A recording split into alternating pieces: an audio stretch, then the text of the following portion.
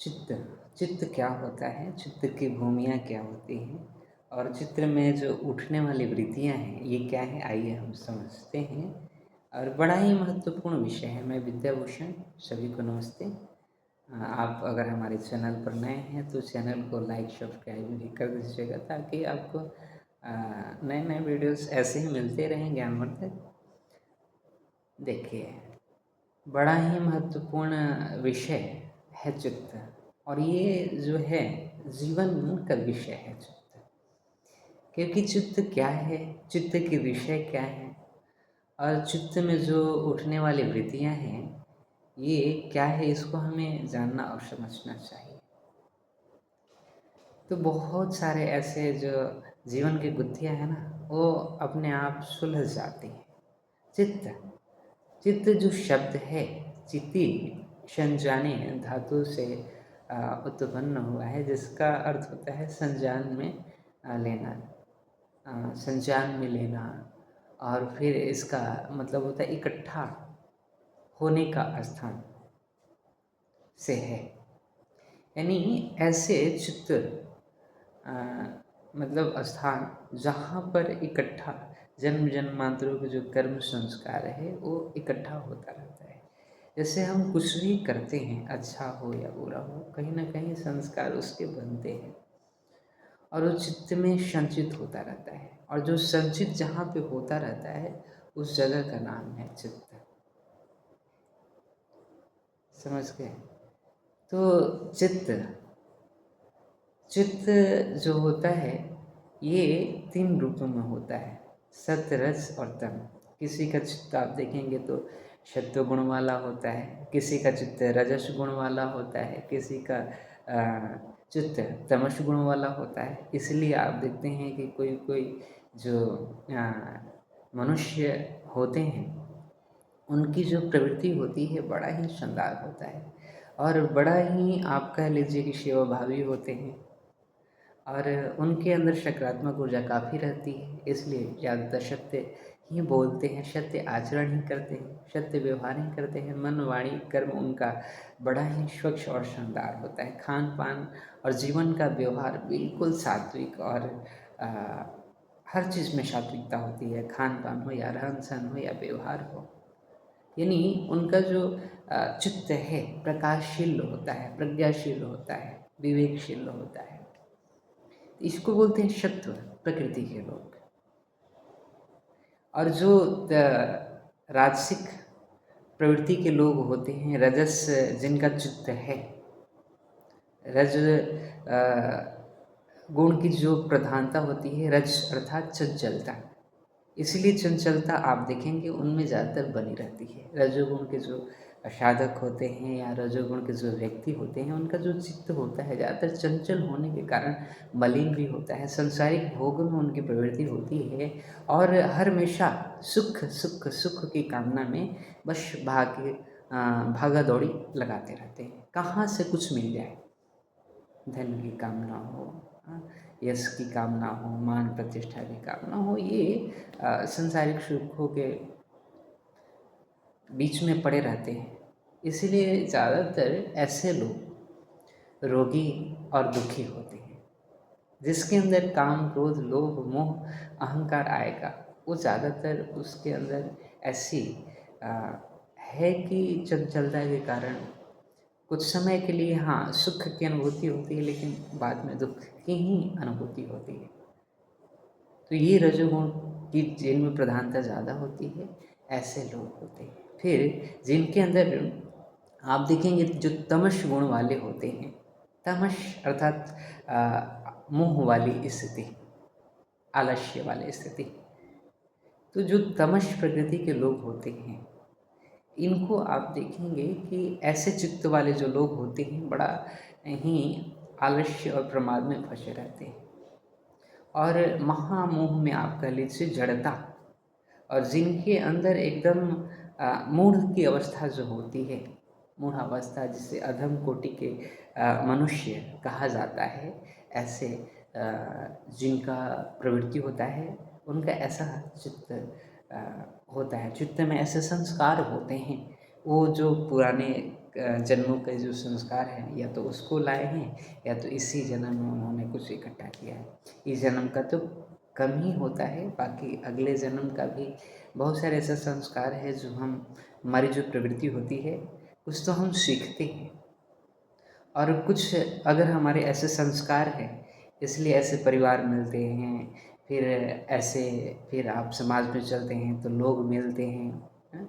फिर आपके दोस्त, आपके मित्र वैसे ही मिलते हैं जैसे आपकी प्रवृत्ति होती है, जैसा आपका चित्त होता है। अगर शतगुण वाला चित्त है तो शतगुण के व्यक्ति ज़्यादा आपको मिलेंगे। अगर आपकी प्रवृत्ति रस वाली है, रजोगुण वाली है, चंचलता वाली है, तो वैसे ही ज़्यादा लोग आपको पसंद आएंगे, वही मिलेंगे। और आपकी प्रवृत्ति अगर तमश वाली है, भोग और विलास आलस्य, तो ऐसे देखेंगे कि आप तमश प्रवृत्ति के जो लोग होते हैं, जो तामसिक आहार करते हैं, तामसिक काम करते हैं, वैसे लोग ज़्यादातर मिलते हैं। अब तामसिक जो लोग होते हैं और रजोगुण के जो लोग होते हैं, इनमें आप देखेंगे ज़्यादातर आप या तो ये विकारग्रस्त होते हैं या तो किसी रोग से ग्रसित होते हैं।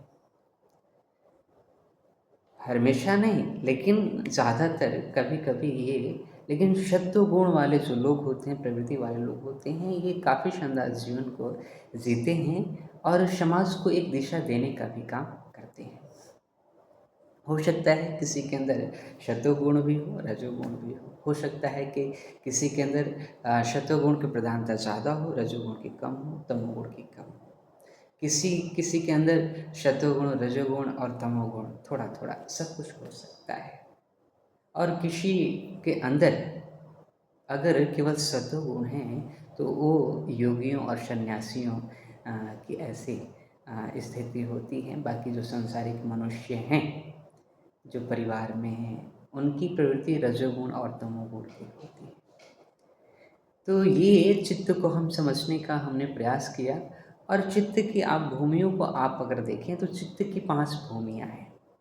ऐसे तो हमने चित्त की जो यानी मनुष्य की जो प्रवृत्ति है, सत्वगुण और रजोगुण की हमने बात की, तमोगुण की बात की। ऐसे ही चित्त की 5 भूमियाँ हैं। कौन कौन सी हैं? तो सबसे पहला है चित्त, दूसरा मूढ़, फिर विक्षिप्त, और चौथा एकाग्र, और पांचवा निरुद्ध। ये चित्त की 5 भूमियाँ हैं। और इसी भूमियों में साधक भी रहते हैं और जो सामान्य मनुष्य हैं वो भी रहते हैं। और यहाँ प्रयोग की बात अगर हम करें तो जैसे या सामान्य बात करें तो जो मूढ़ अवस्था होती है चित्त की, इसमें हमने तमोगुण वाले व्यक्ति को हमने रखा था, जिसमें योग दर्शन कहता है कि मूढ़ की जो अवस्था होती है ये तमोगुण की अवस्था होती है। इसमें मनुष्य की जो प्रवृत्ति है आलस्य, अप्रमादी होता है, ज़्यादातर कामी होता है, व्यक्ति महामोह में पड़ा रहेगा। ये अधम कोटि के जो मनुष्य होते हैं उनकी प्रवृत्ति बताई जाती है। इसमें रजोगुण और सत्वगुण इसमें दबे रहते हैं और इसमें तमोगुण की प्रधानता ज़्यादा होती है। इसी कारण इसमें काम, क्रोध, लोभ, मोह, अहंकार में व्यक्ति फंसा रहता है। फिर चित्त की जो चित्त अवस्था होती है इसमें रजोगुण की प्रधानता होने के कारण ये चंचल इनकी प्रवृत्ति होती है, ये सांसारिक मनुष्यों की प्रवृत्ति होती है। और इसमें काम की ज़्यादा प्रवृत्ति होती है, कुछ मिल जाए, धन इकट्ठा कर ले, इकट्ठा करने की भावना रहती है इसमें। इसीलिए इसमें ज़्यादातर ये जो व्यक्ति होती है सुख के चाह में फिर दुख भी इनको काफ़ी मिलता है। तो ये रजोगुण की प्रवृत्ति है। और ये चित्त की अवस्था होती है, मनुष्य की जो अवस्था होती है चित्त। इसके बाद विक्षिप्त, ये योगियों की अवस्था तो होती है, इसमें रजोगुण की न प्रधानता होती है और न तमोगुण की, लेकिन इसमें सत्वगुण की प्रधानता ज़्यादा होने के कारण इसमें बुद्धि तो है, विवेक भी है, लेकिन कभी कभी मनुष्य की जो प्रवृत्ति होती है विक्षिप्त, समझ में नहीं आता है कि क्या करें। किसी चीज़ को रख दिया और दिमाग से गए, तो कभी कभी विक्षिप्त की अवस्था आ जाती है। सोचते सोचते कहीं किसी दुनिया में चले गए। तो ये जो होती है अवस्था निश्चित अवस्था, तो ये सामान्य भूमियाँ हैं। इसके बाद 2 भूमियाँ हैं जो एकाग्र और निरुद्ध है। ये योग की भूमियाँ हैं। योग की जो अवस्था होती है ये पवित्र भूमियाँ हैं। सत्वगुण की इसमें प्रधानता होती है और इसमें एक चरम सीमा होती है और इसमें ऋतंभरा प्रज्ञा और इसमें एक जो चित्त जो होता है हमारा एकदम एकाग्र, किसी विषय को लिया तो उसमें बिल्कुल एकाग्र और पूर्णता को प्राप्त करता है। फिर निरुद्ध की जो अवस्था होती है इसमें जो कर्म होते हैं सारे समाप्त हो जाते हैं और इसमें केवल की प्राप्ति हो जाती है, ईश्वर की प्राप्ति होती है। इसमें किसी चीज़ की बोध नहीं होता है, न शरीर का न मन का। इसमें केवल ईश्वर ईश्वर ईश्वर। इसमें सारी जो हमारे संस्कार हैं इसमें समाप्त हो जाते हैं लगभग लगभग। तो ये निरुद्ध की अवस्था जो होती है ये वास्तव में योग की भूमियाँ होती हैं। इस प्रकार हमने चित्त को आज समझने का प्रयास किया और चित्त को और थोड़ा सा आप समझना चाहें तो चित्त की जो आप कह लीजिए कि जो वृत्तियाँ हैं, 5 वृत्तियाँ हैं। ये तो हमने चित्त की भूमियों के बारे में बात की और चित्त की जो अवस्था है वो 5 भागों में विभक्त किया गया है। कहते हैं कि रीतया पंचतया क्लिष्टा क्लिष्टाः, अर्थात चित्त की जो कहा गया है अवस्था के बारे में कि चित्त कितने प्रकार के होते हैं। तो 5 प्रकार के कौन कौन से? तो प्रमाण, विपर्य, विकल्प, निद्रा और स्मृतया। तो प्रमाण क्या है, विकल्प क्या है, विपर्य क्या है, निद्रा क्या है और स्मृति क्या है, इस पे चर्चा हम करेंगे। तो हम इस पे चर्चा जो है करेंगे आगे। वीडियो काफ़ी लंबा हो जाएगा इसलिए हम यहीं तक इसको रखते हैं आज।